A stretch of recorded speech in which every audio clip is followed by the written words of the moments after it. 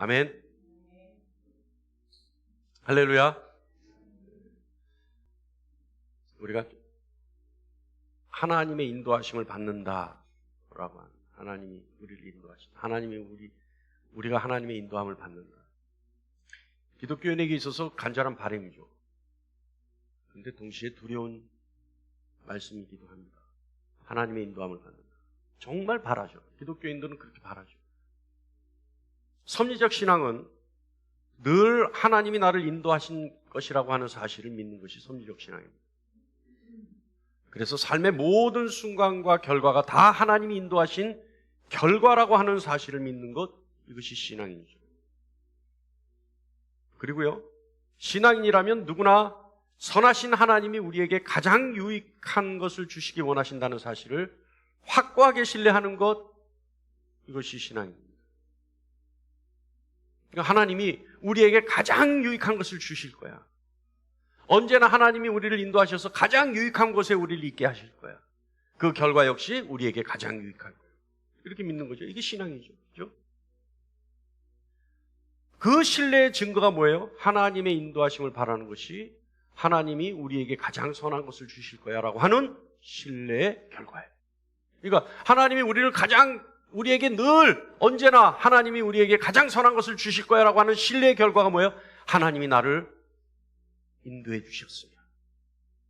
아니, 하나님이 우리에게 가장 선한 것을 주실 수 없는 신이라면 뭐하러 우리가 하나님의 인도하심을 받고자 바람을 갖겠어요? 그죠? 이거 이치잖아요. 이치잖아요. 그러니까 우리가 하나님의 인도하심을 받는다라고 하는 것은, 그것을 바란다는 것은 하나님이 우리에게 가장 선한 것을 주실 분이야, 그런 신이야라는 사실을 믿는 것이고, 그것을 믿는 것이 증거가 하나님이 나를 이끌어 가셨습니다. 하나님이 나를 한순간순간 나를 인도해 가셨습니다. 이라고 하는 바람이죠.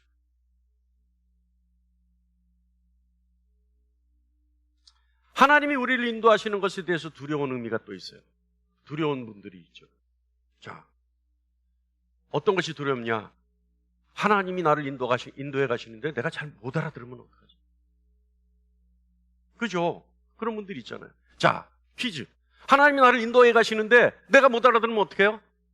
우리 하나님의 음성을 선명하게 알아듣는 사람들이 있을까요? 뭐 있을 수도 있고 없을 수도 있죠. 그런데 중요한 것은 하나님의 음성을 정확하게 알았는데도 불구하고 내가 이게 맞는 거야? 틀린 거야? 그죠? 그걸로 갈등하는 분 많잖아요. 이게 두려움이란 말이에요. 근데 그럴 때는 어떻게 해야 될까요? 이게 중요한 겁니다. 자, 우리가 사람을 사귀는데, 오랫동안 사람을 사귀었을 때, 옛날에는, 지금은 핸드폰이 있어서 다 전화하고 막 전화하고, 뭐죠? 금방 알아보고 다 할 수 있지만, 옛날에는 핸드폰이 없고 집에도 전화가 있을까 말까 할 때, 그 옛날에 살아보신 분 계신가요? 네. 어쨌든 그 옛날에, 그럴 때 친구를 만나기로 약속했어. 국도국장 앞에서. 네? 근데 가서 기다리는데 만나기로 약속을 했는데 안 와. 안 오는데 내가 날짜를 잘못 알았나? 시간을 잘못 알았나? 그런데 기다리는 사람이 가기를 결정할까? 여기서 더 기다릴까? 이 상황을 정확하게 결정할 수 있는 기준이 있어요. 그게 뭘까요? 상대가 어떤 사람이냐에 따라서 달라요. 이 친구는 정확한 그 시간에 오든지 아니면 늦더라도 무슨 일이 있어도 오는 친구야 라고 한다면 그 사람 기다리고 있을 거예요. 근데 이 사람을 이때까지 사귀어본 결과 조금 시간이 지나면 아마 안 올 거야, 스스로 포기해서 안 올 사람이야 라고 한다면 그 사람 기다리겠어요? 안 기다리죠. 그냥 떠나가면 한다. 국도국장 앞을 지가 혼자서 영화를 보든 딴 데를 볼일을 보러 가든 한단 말이죠.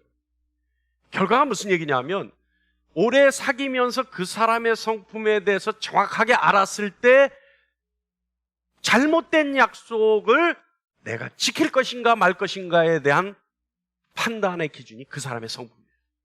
이해하세요? 그렇다면 여러분, 내가 하나님의 음성을 잘못 알아들었다, 정확하게 알아들었다, 그러나 잘못 알아들었다 하더라도 하나님의 음성 또는 하나님의 뜻을 정확하게 따라갈 수 있는 방법이 뭐냐? 하나님과 깊은 교제 속에 하나님의 성품을 아는 것이 하나님의 뜻을 따라갈 수 있는 방법이에요. 이해하십니까? 그러려면 우리가 하나님의 음성을 정확하게 알아듣지 못한다 하더라도, 하나님의 음성을 섣불리 어설프게 알아들었다 하더라도 하나님의 뜻을 정확하게 따라가려면 어떻게 해야 돼요? 어떻게 해야 돼요? 어떻게 해야 돼요? 하나님과 늘 깊은 교제를 가져야죠.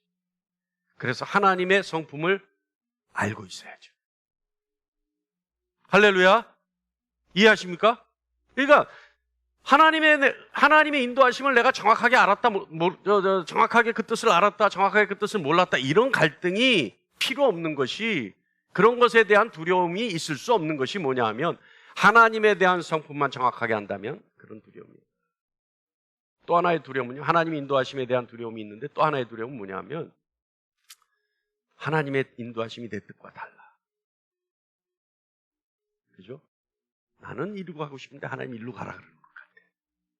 아, 정말 싫어, 글로 가기는. 그럴 때 어떻게 해요? 어떻게 해요? 집사님 어떻게 한다고요? 못 들을 거.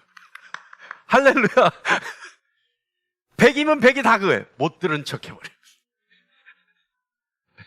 못 들은 척 하는, 못 들은 척. 저도 그래요, 못 들은 척. 아, 왜 이러십니까? 제가 요즘 못 들은 척 하는 거, 제일 많이 못 들은 척 하는 게 뭐냐면 금식. 제가 작년서부터 못 들은 척해요. 아예 못 들은 척, 아예. 예? 근데 못 들은 척 하죠. 근데 못 들은 척 하는 게 왜 두려워요? 혹시 이러다가 하나님이 나무라시면 어떡할까? 하나님이 화를 내시면 어떡할까? 이제 거기에 대한 양심의 가책은 있는 거야. 이거 두려워. 그러니까 하나님이 인도하심이 한 두 가지로, 하나님의 인도하심에 대해서 우리들의 반응이 두려움이 있다는 것이 있는데, 그 두려움의 의미가 두 가지 정도로 하면, 못 알아들었을 때 잘못된 길로 갈까 봐 두려워하는 것 하나 하고, 극히 인간적으로 못 들은 척 할 때 혹시 하나님이 진노하시면 어떡할까? 징벌하시면 어떡할까? 이것 때문에 두려워한다는 거죠. 그래도 여러분, 그렇다 하더라도 하나님의 인도하심을 받는 거, 우리들의 바람 아닌가요? 할렐루야? 그렇잖아요. 네. 맞아요. 자, 그런데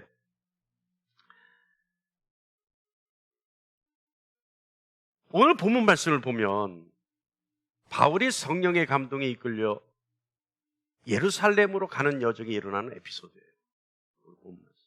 자, 가이사랴에 아가보라는 예언자가 있습니다. 성경에는 선지자라고 얘기합니다. 근데 이 아가보라는 분이 성령의 감동에 의해서 바울이 예루살렘 가서 어떤 일을 당할 건지를 봤어요. 그러니까 바울이 예루살렘에 가면 어떻게 해요? 결박을 당하고 고초를 당하다가 이방인 손에 넘겨진다. 이걸 봤단 말이에요. 성령의 감동이에요, 여러분. 성령의 감동이에요. 성령의 감동을 봤어요. 그래서 성령의 감동으로 11절에 예루살렘에서 유대인들이 이같이 이 띠임자를 결박하여 이방인의 손에 넘겨주리라 라고 아가보가 예언을 합니다. 그래서 그 예언을 들은 아가보와 그 주변 사람들이 어떻게 하냐면 바울더러, 그 띠임자가 바울이니까요, 바울더러 가지 마라, 가지 마라, 절대 가지 마라 얘기를 하죠. 그런데요, 바울을 예루살렘으로 가는 것을 만류했던 사람들이 가이사랴의 아가보와 그 일행들뿐만 아닙니다. 사도행전 21장 3절로 4절 말씀 보면 두로에서 바울의 제자들이 예루살렘으로 가는 것을 또 말려요. 이 사람들도 성령의 감동에 의해서 바울을 말려요. 4절 한번 올려주실래요? 제자들이 찾아 거기서 이래를 머물더니 그 제자들이 성령의 감동으로 바울더러 예루살렘에 들어가지 말라 하더라. 그러니까 성령의 감동에 의해 본 사람들은, 예언을 하는 사람들은 전부 바울더러 가지 말라 그래요.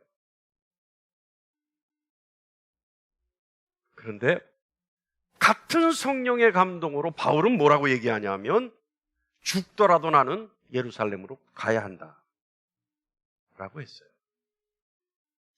같은 성령의 감동으로 같은 사건을 봤는데 왜 많은 사람들은 바울이 예루살렘 가는 것을 말렸고 바울은 죽더라도 예루살렘 가겠다라고 했을까요? 과연 누가 하나님의 인도하심을 받은 걸까요? 과연 어떤 것이 하나님의 뜻일까요? 하나님의 뜻을 이루기 위한 하나님의 사역이 인도하심입니다. 바울이 예루살렘으로 가는 것을 말린 사람들이 하나님의 인도하심을 받은 것일까요? 아니면 바울이 하나님의 인도하심을 받은 것일까요? 하나님의 인도하심이란 하나님의 계획을 이루게 하시려는 하나님의 사역이에요. 그리고 또한 하나님의 인도하심은 우리를 돌보시기 위한 하나님의 사역의 일부분이에요. 자, 여러분, 결론을 말합니다. 결론을 말하면 바울이 예루살렘으로 가는 것이 하나님의 뜻이고, 이를 위해 하나님이 바울을 예루살렘으로 인도하십니다. 그렇다면 다른 사람들, 두로에서의 바울의 제자들, 또는 가이사랴의 아가와 그 일행들, 이 사람들은 뭘까요? 성경에는 성령의 감동으로 예언했어요. 그들은요, 성령의 감동으로 하나님의 계획의 일부분은 알았지만 하나님의 인도하심을 받은 것은 아닙니다. 다시 말하면 하나님의 계획 전부를 알지 못했다는 뜻입니다. 여러분, 하나님의 계획을 일부만 알고요, 하나님의 계획 전부를, 하나님의 뜻 전부를 아는 것처럼 말하는 분들이 있어요. 이분들이요, 잘못하면 생사람잖아요. 생사람. 아까 우리가 뭐라 그랬어요? 하나님의 인도하심이 두려울 때, 예를 들어서 두 번째 왜 두렵냐 얘기했을 때, 하나님의 인도하심이 내가 원하는 것과 다르면 어떻게 한다고요? 모른 척 한다. 예를 들어서 여러분, 바울이 많은 사람들이 말리잖아요. 이미 그것으로 뭐예요? 명분을 받았어요, 바울이. 왜냐하면 많은 사람들이 성령의 감동에 의해서 가지 말라 하니까 어떻게 했어요? 이미 명분은 주어졌어요. 그런데 바울이 그 사람들의 말을 명분 삼아 예루살렘으로 안 갔으면 어떻게 될까요? 누구 책임이에요? 누구 책임이에요? 바울 책임이에요. 하나님의 인도하심을 끝까지 따르지 못한 바울이 책임져야 되는 거예요. 그 책임은. 성령의 감동을 받아서 가지 말라 했던 사람들은 그렇게 책임이 없어요. 왜요? 그들은 하나님의 뜻을 전부를 아는 것도 아니었고 하나님의 인도하심을 받은 것도 아니었어요. 그런데 바울은 하나님의 계획을 알았고 하나님의 인도하심을 받았습니다. 자, 하나님의 계획을 일부만 알고 있는 사람들이 마치 하나님의 계획을 전부 아는 것처럼, 하나님의 인도하심을 받는 것처럼 잘못 얘기하면 어떻게 돼요? 생사람 잡는다는 게 결국에 가서는 바울이 책임져야 될 일을 그들이 조금만 아는 하나님에 대한 지식을 가지고 바울의 길을 망쳐버린 거죠. 그 무서운 거예요. 그리고 또 생사람 잡는다는 건 무슨 뜻이냐면, 하나님의 계획 일부만 알고 그 계획을 가지고 분명히 충분히 성령의 감동받은 겁니다. 그런데 하나님의 뜻 일부만 알고 그 일부만 아는 지식을 가지고 사람을 정죄할 때, 이때는 무서워져요. 그래서 생사람 잡는. 오늘요, 우리 하나님의 인도하심에 대해서 한번 생각해 보기로 하겠습니다. 하나님의 인도하심에 대해서 생각해 보고자 한다면 성경 말씀에 근거할 때 시편 23편이 하나님의 인도하심에 대한 찬양의 노래로서 으뜸가는 말씀이에요. 하나님을 의지하고 하나님의 인도하심을 바라고 그 결과에 대한 확고한 신뢰를 고백하는 대표적인 노래가 시편 23편입니다. 여러분 잘 아는 다윗의 시죠. 우리 시편 23편 한번 볼게요. 여러분 찾으셔도 좋고 그냥 제 말을 들어도 좋습니다. 있습니까? 네. 제가 한번 읽겠습니다. 여호와는 나의 목자시니 내게 부족함이 없으리로다. 그가 나를 푸른 풀밭에 누이시며 실만한 물가로 인도하시는도다. 내 영혼을 소생시키시고 자기 이름을 위하여 의의 길로 인도하시는도다. 내가 사망의 음침한 골짜기를 다닐지라도 해를 두려워하지 아니할 것은 주께서 나와 함께 하심이라. 주의 지팡이와 막대기가 나를 안위하시나이다. 주께서 내 원수의 목전에서 내게 상을 차려주시고 기름을 내 머리에 부으셨으니 내 잔이 넘치나이다. 내 평생의 선하심과 인자하심이 반드시 나를 따르리니 내가 여호와의 집에 영원히 거하리로다. 아멘. 다윗은요, 하나님의 인도하심을 정확하게 알았어요. 그래서 하나님의 인도하심의 결과가 어떤 것인지에 대해서도 명확하게 알았어요. 그래서 이 노래를 부른 거예요. 자, 여러분, 우리 한 절 한 절 중요한 부분만 무슨 뜻인지 한번 생각해 보죠. 하나님은 나의 목자시니 내게 부족함이 없으리로다. 여호와는 나의 목자시니 내게 부족함이 없으리로다. 이거는요, 확고한 신뢰죠. 하나님에 대한 완전한 사랑입니다. 그리고 반드시 하나님만 믿어야 되겠다는 의지죠. 양들은 특징이 있어요. 양들은요, 자신들이 안전이 확실하게 보장됐다는 생각 하지 않으면 눕질 않는데요. 근데 이 목자는 여호와는 나의 목자시니 라고 하잖아요. 다윗의 이 노래에서의 목자는 어떤 사람이냐면, 어떤 역할을 하냐면, 양들을 안전하고 조용한 곳으로 인도하고, 그리고 먹고 마시게 하고, 그리고 편히 쉬게 하고, 결국 양들에게 최고의 만족을 주는 역할을 하는 사람이 목자입니다. 그래서 다윗이 고백하는 여호와는 나의 목자시니 라고 한다는 것은, 하나님은 나를 언제나 안전하고 조용한 곳으로 인도하시고, 나를 배불리 먹이시고 목마르지 않게 마시게 하시고, 그리고 언제나 편하게 쉬게 하시고, 마치 양들에게 목자의 역할을 하는 것처럼 우리에게 그렇게 하신다 라고 하는 거죠. 다윗의 이 고백은요, 사실은 저는 이 말씀을 묵상할 때 어떤 말씀이 떠올랐냐면, 데살로니가전서 5장 16절로 18절 말씀이 떠올랐어요. 뭐냐면, 항상 기뻐하라, 쉬지 말고 기도하라, 범사에 감사하라. 어때요, 여러분? 여호와는 목자시니, 여호와는 나의 목자시니 내게 부족함이 없으리로다. 항상 기뻐하라, 쉬지 말고 기도하라, 범사에 감사하라. 어때요, 여러분? 뭔지 모르지만 일맥상통하는 느낌 들지 않습니까? 하나님이 나를 실만한 물가로 인도하시는 부족함이 없는 나의 목자시니 내가 항상 기뻐하고, 내가 쉬지 않고 그 목자에게 의지하고, 내가 그 목자에게 감사할 수밖에 없지 않느냐. 하나님의 인도하심을 받는 사람들의 기본적인 자세, 여호와는 나의 목자시니 내게 부족함이 없으리로다. 그래서 내가 항상 기뻐하고 쉬지 않고 그 목자에게 의지하고, 그리고 내가 그 목자의 하신 일에 감사할 수밖에 없다.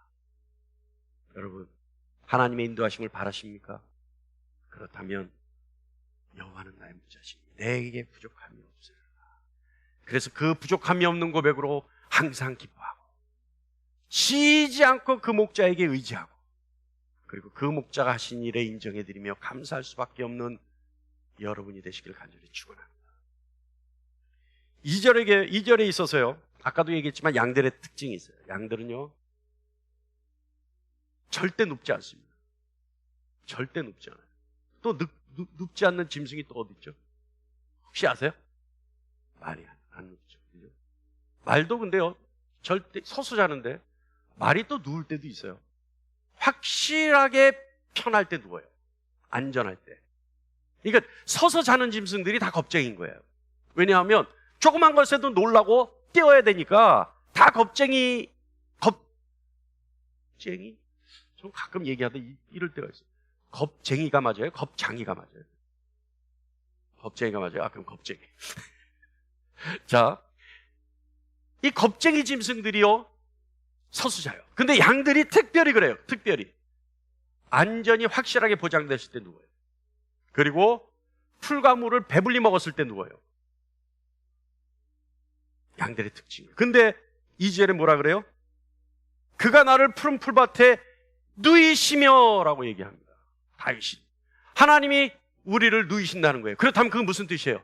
우리에게 확실한 안전을 보장해 주시고, 그리고 그가 우리를 푸른 풀을 배불리 먹을 수 있는 양식을 우리에게 제공하시고, 그리고 목마르지 않는 영육의 충만함을 채워주신다. 여러분, 누가 우리를 한 사람 한 사람에게 그렇게 해줄 수 있을까요? 누가 그렇게 해줄 수 있어요?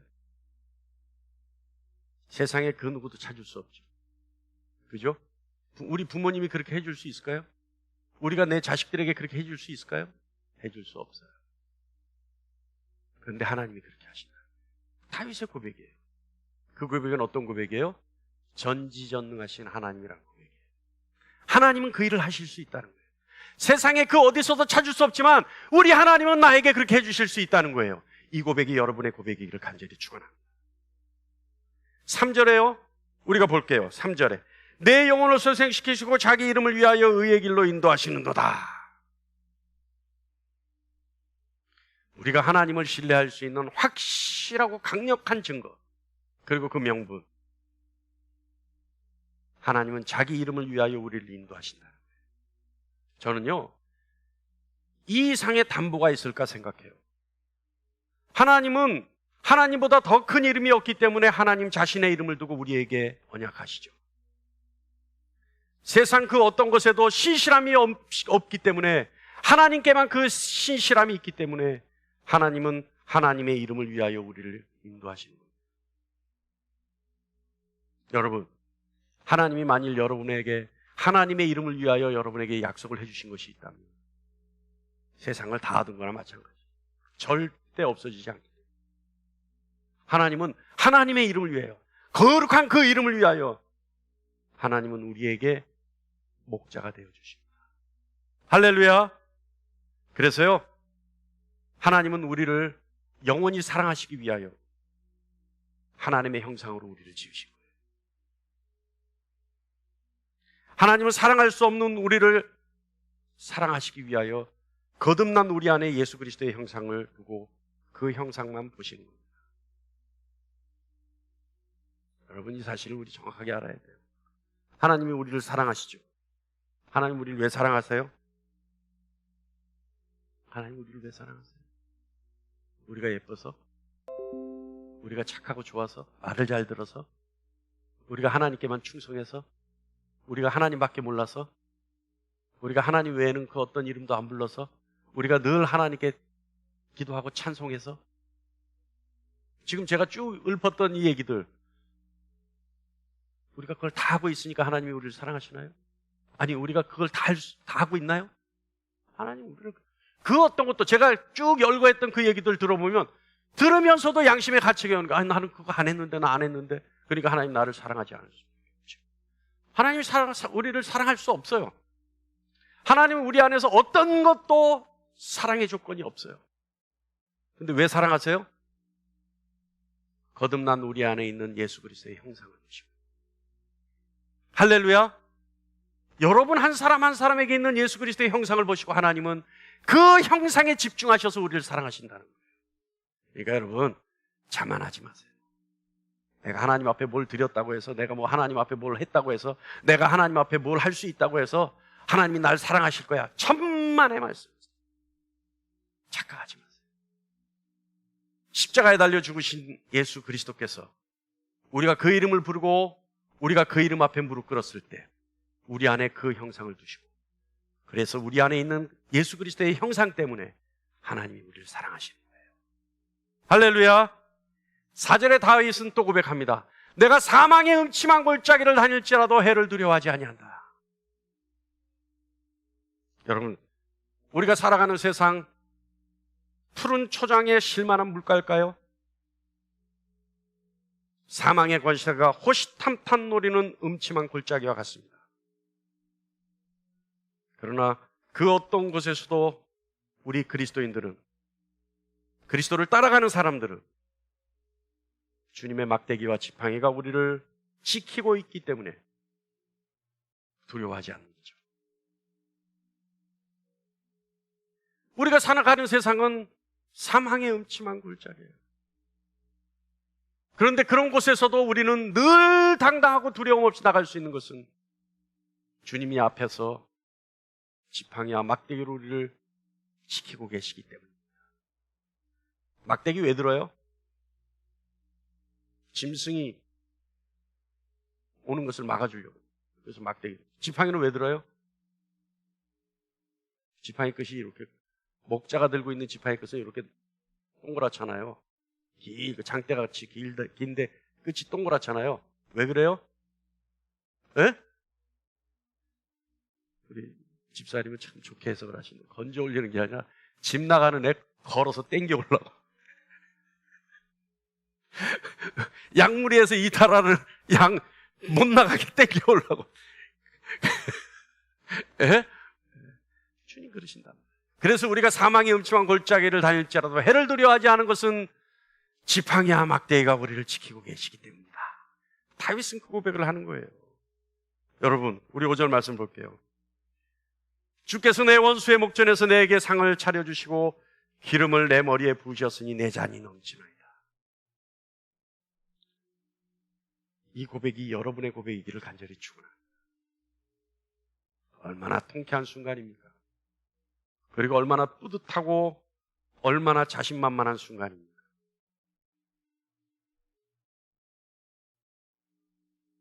주님이 우리를 인도하시는데 그 결과 어떻다고요? 내 원수의 목전에서 상을 차려주시고 내 잔이 넘친대요. 그것도 어디서요? 내 원수의 목전에서 내 잔이 넘친다. 그것도요, 먼 장래의 일이 아니에요. 현재의 일이라는 거예요. 우리가 그 사실을 모르고 있을 뿐이지, 우리가 하나님의 인도하심을 받으면 늘 원수의 목전에서 우리는 상을 차려받고 내 잔이 넘치게 충만한 복을 받는다는 겁니다. 여러분, 다름 아니에요.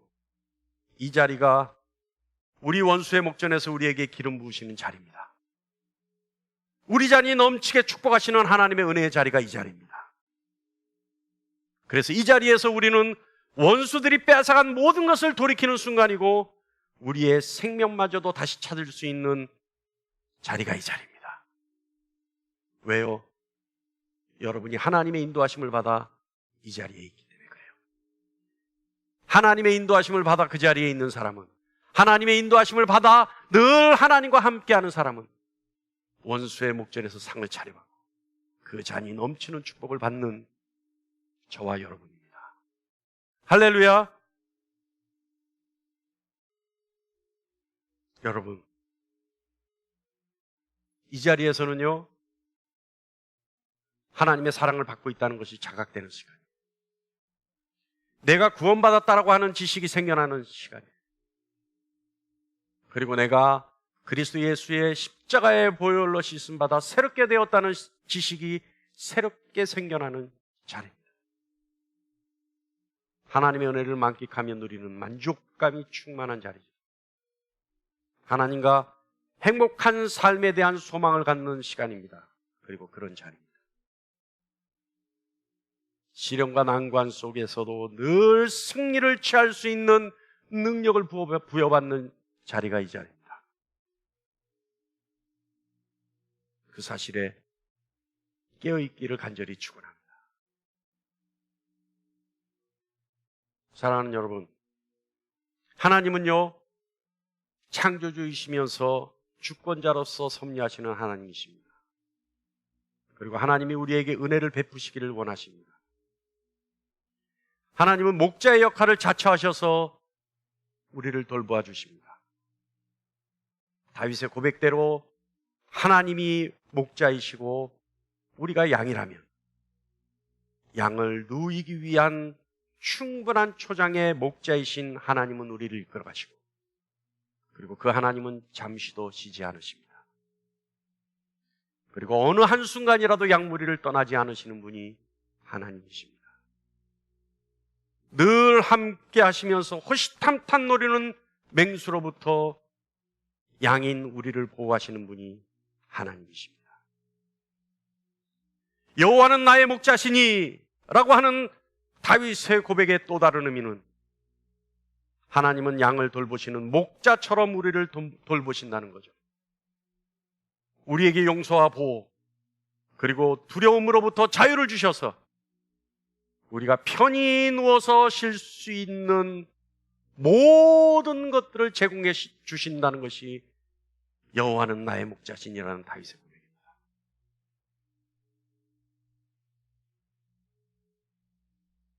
그래서 다윗의 고백처럼 우리의 고백은 내가 부족함이 없으리로다. 내가 영원히 하나님과 함께 행복하리로다 라는 고백입니다. 이것이 하나님의 인도하심을 받는 사람들의 고백이에요. 그러니까 여러분, 하나님의 인도하심을 받으려면 우리 고백이 어때야 돼요? 여호와는 목자시니, 하나님은 목자시니 내게 부족함이 없으리로다. 내 잔이 넘치나이다. 시편 23편 다윗의 고백이 여러분의 고백으로 늘 선포되어져야 된다는 거죠. 그것이 뭐예요? 하나님의 인도하심을 받는 사람들의 증거입니다. 그 고백을 할 수 있는 저와 여러분 되기를 간절히 축원합니다. 자, 이제 본문으로 들어가요. 본문으로. 이제 제가 뭐 뒤에 조금 말도 좀 요상하게 하고 이러니까 이제 말씀이 다 끝났다 생각하셨죠? 이제 본문, 이제 공부 시작해야 되는 거예요. 이제 공부해야 되는 거예요. 본문 13절 후반부에 보면, 자 보죠. 우리 다 같이 한번 읽어볼까요? 시작. 나는 주 예수의 이름을 위하여 결박당할 뿐 아니라 예루살렘에서 죽을 것도 각오하였노라. 여러분, 바울은 알고 있었어요. 바울은 이 전체가 하나님의 뜻인 것을 알고 있었어요. 자기 자신이 예루살렘에 가는 것은 결코 편한 여정이 아니라는 사실을 알고 있었어요. 그래서 언제 알았느냐? 사도행전 20장 22절로 24절 제가 읽겠습니다. 보라, 이제 나는 성령에 매어 예루살렘으로 가는데 거기서 무슨 일을 당할는지 알지 못하노라. 오직 성령이 각 성에서 내게 증언하여 결박과 환난이 나를 기다린다 하시나 내가 달려갈 길과 주 예수께 받은 사명 곧 하나님의 은혜의 복음을 증언하는 일을 마치려 하면은 나의 생명조차 조금도 귀한 것으로 여기지 아니하노라. 뭐예요? 바울은요 이미 성령의 감동에 의해서 시작과 나중을 다 알고 있었어요. 그러다 보니까 어때요? 하나님의 뜻을 알고 있으니까 하나님의 인도하심을 받는 바울은 어때요? 중간에 제자들이 또는 아가보가 그렇게 가지 말라고 말려도 어때요? 못 들은 척하고 그래 가지 말까? 한 것이 아니라 하나님의 인도하심을 받는 바울이기에 갔던 겁니다. 얘네들 예루살렘으로 갈 수 있었던 거죠. 바울은요 왜 이런 일을 할 수 있었을까? 아니 왜 못 이긴 척하고 예루살렘 가는 길을 포기하지 않고 왜 끝까지 고통의 길을 가려 했을까? 왜 그랬을까요? 왜 그랬을까요? 그 이유는요 바울이 시편 23편에 다윗의 고백을 하고 있었기 때문에 그래요. 할렐루야. 바울은 생각했던 거예요. 주님은 나의 목자시다. 그래서 내가 부족함이 없다. 내 원수의 목전에서 내게 상을 차려주시고 내 잔이 넘치게 나에게 기름 부으실 분이다. 그래서 그분을 위해서라면, 그분의 인도하심이라면 내 목숨조차 아깝지도 않다. 왜요? 내 목숨을 바쳐서라도 여호와는 나의 목자시고 그분이 내 머리에 기름 부으시고 그분이 내 잔을 넘치게 하실 분이라는 사실을 확고하게 고백하고 있기 때문에 주님의 인도하심에 조금도 망설임이 없던 거죠. 그래서 오늘 본문 13절에 나는 주 예수의 이름을 위하여 라는 고백을 자신 있게 할 수 있었던 겁니다. 사랑하는 여러분, 우리들은요 하나님의 인도하심은 언제나 편안하고 안전된 길이라고 생각하는 경우가 많습니다. 하나님이 나를 인도하시니까 나는 가장 좋은 길로 갈 거야. 내가 원하는 길로 갈 거야. 거기는 화려할 거야. 거기는 물질도 많을 거고 하나님이 나를 인도하시는 길은 절대 고난이 없을 거야. 어떤 역경도 없을 거야. 원수는 미리 다 제거됐어. 나는 왕의 대로만 걸어갈 거야 라고 생각하는 경우가 많죠. 그러나요, 하나님이 우리를 인도하시는 길은 고통의 길일 수도 있습니다. 그것이 진정으로 하나님 뜻을 이루기 위한 고통의 길일 수도 있다는 뜻입니다. 또 하나는요, 하나님이 고난을 통해 우리의 복종의 중심을 시험해보기 위한 길일 수도 있어요. 하나님이 우리를 시험하신다면, 우리가 고통의 길에서 하나님의 인도하심을 받는 그 복종을 시험하신다면 왜 우리를 시험하실까요? 우리를 더 신뢰하기 위해서, 하나님이 우리에게 더 큰 복을 주시는 명분을 받기 위해서 우리를 시험하는 거죠. 하나님의 인도하심을 기다리는 여러분, 그 길이 왕의 대로든 고통의 길이든 바울처럼 내가 예수 그리스도를 위한 길이라면 그 어떤 길도 마다하지 않겠다라고 하는, 다만 그 길이 하나님이 인도하시는 길인 것만을 간절히 바라는, 그것만을 원하는 저와 여러분이 되기를 간절히 축원합니다. 그러기 위해서는 어떻게 해야 돼요? 시편 23편의 고백이 우리의 고백이에요. 시편 23편의 고백이 우리의 고백이 돼야 돼요. 여호와는 목자시니 내게 부족함이 없으리로다. 그가 나를 푸른 풀밭에 누이시며 쉴만한 물가로 인도하시는도다. 예, 내 영혼을 소생시키시고 자기 이름을 위하여 언제나 의의 길로 인도하시는도다. 내가 사망의 음침한 골짜기를 다닐지라도 해를 두려워하지 아니하는 것은 주께서 나와 함께 하심이고 그 주님의 지팡이와 막대기가 나를 안위하시기 때문이다. 주께서 내 원수의 목전에서 내게 상을 차려주시고 기름으로 내 머리를 부으시고 내 잔이 넘치게 하시는 분이시다. 내 평생의 선하심과 인자하심이 반드시 나를 따르리니 내가 여호와와 함께 여호와의 집에 영원히 거하리로다. 이 고백이 저와 여러분의 고백이기를 간절히 축원합니다. 그래서 우리의 삶의 모든 곳에 왕의 대로이건 고통의 길이건 고난의 길이건 축복의 길이건 하나님의 인도하심의 길이 있기를 간절히 축원합니다. 기도하겠습니다.